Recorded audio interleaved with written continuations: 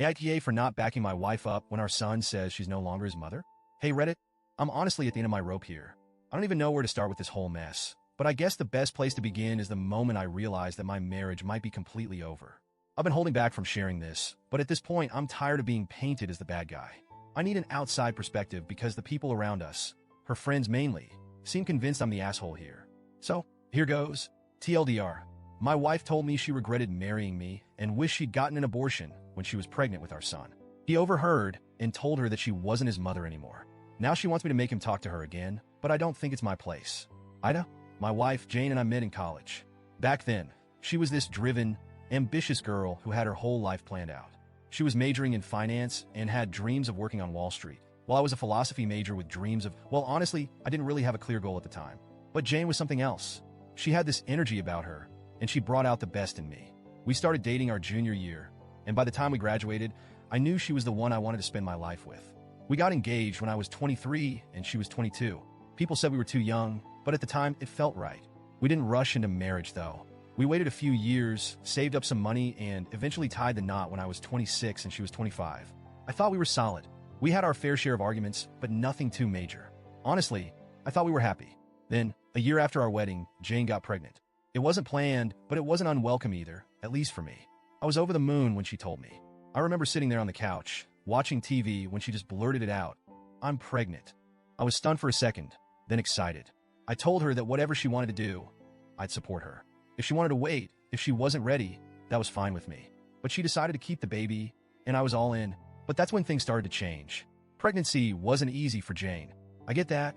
It's not like I expected her to be glowing and happy every day.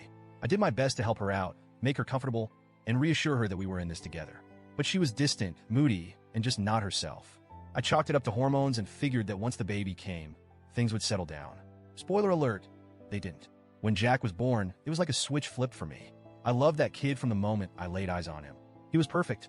Jane, on the other hand, didn't seem to feel the same. She was tired, frustrated, and seemed disconnected from both me and Jack. She was diagnosed with postpartum depression, PPD, which I understood, at least as much as a guy can. I encouraged her to seek therapy, to talk to someone, but she refused. She insisted that she didn't need help, that she'd get over it on her own. But she never did.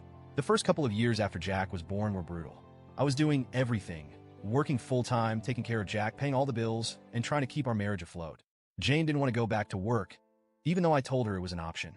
We didn't have to worry about housing costs because we lived in a second home that my aunt and uncle owned, so we could afford a nanny if she wanted to go back to her career. But she chose to stay at home, except she wasn't really staying at home. She wasn't doing much of anything. She'd stay in bed most days, claiming she was too tired to get up. I'd come home from work, exhausted, and have to take care of Jack because she couldn't or wouldn't do it. I felt like a single parent, even though I was married. I tried to be patient. I really did. I understood that PPD was serious, and I wanted to support her. But after 2 years of this, 2 years of her refusing to get help and leaving me to do everything, I started to resent her. We fought constantly. I told her that I couldn't keep doing this, that something had to change. She needed to get help or go back to work or something, anything to contribute. But she wouldn't listen. Finally, I gave her an ultimatum. Either she got help or I was done.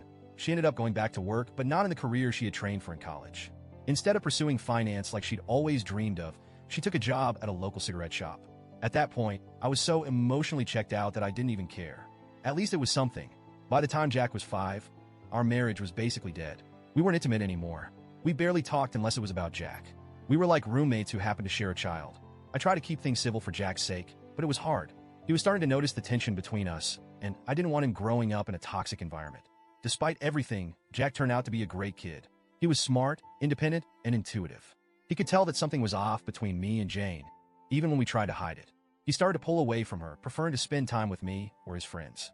Jane noticed, but she didn't seem to care enough to do anything about it. As the years went on, things just got worse. Jack and Jane never really bonded the way a mother and son should. I think it was partly because of how she acted when he was a baby, but also because she just wasn't present. Jack relied on me for everything, and Jane became more of a stranger to him. Fast forward to last year. Jack was 16, and we were gearing up for his senior year of high school. He was excited about college, and I was proud of the young man he had become.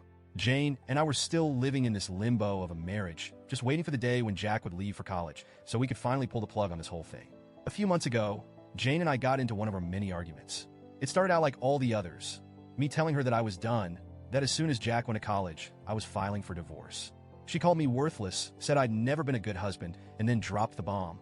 She regretted ever marrying me, regretted getting pregnant, and wished she had gotten an abortion when she had the chance. I don't know if she thought Jack wouldn't hear her, but he did. He was standing in the hallway, and the moment those words came out of her mouth, he stepped into the room and said, "Fine, have it your way. You're not my mother anymore. Go fuck yourself." Then he stormed out. Jane was shocked. I mean, I was too, but at the same time, I couldn't really blame him. What kind of parent says that about their kid? If my mom ever said something like that about me, I'd probably react the same way. Jack hasn't spoken to Jane since. It's been almost 2 months now, and he avoids her like the plague. He's a smart kid. He's got a part-time job, his own car, and he buys whatever he needs. If he needs help with anything, he comes to me. But as far as he's concerned, Jane doesn't exist. Now, Jane is pissed at me because I won't make Jack talk to her. She keeps telling me that I need to step in and repair their relationship. But honestly, I don't think that's my job. Jack is almost 18. He's old enough to make his own decisions, and if he doesn't want to have a relationship with his mother, that's his choice. I'm not going to force him to forgive her, especially after what she said. I told Jane that we're done, that I'm leaving once Jack goes to college. She knows it's over, but now she's acting like it's my fault that Jack won't talk to her. I told her that maybe she shouldn't have said what she said if she wasn't ready to deal with the consequences. Of course, her friends are all on her side. They've been harassing me, saying I'm a terrible husband and that I should have backed her up when Jack said she wasn't his mother anymore. But why should I?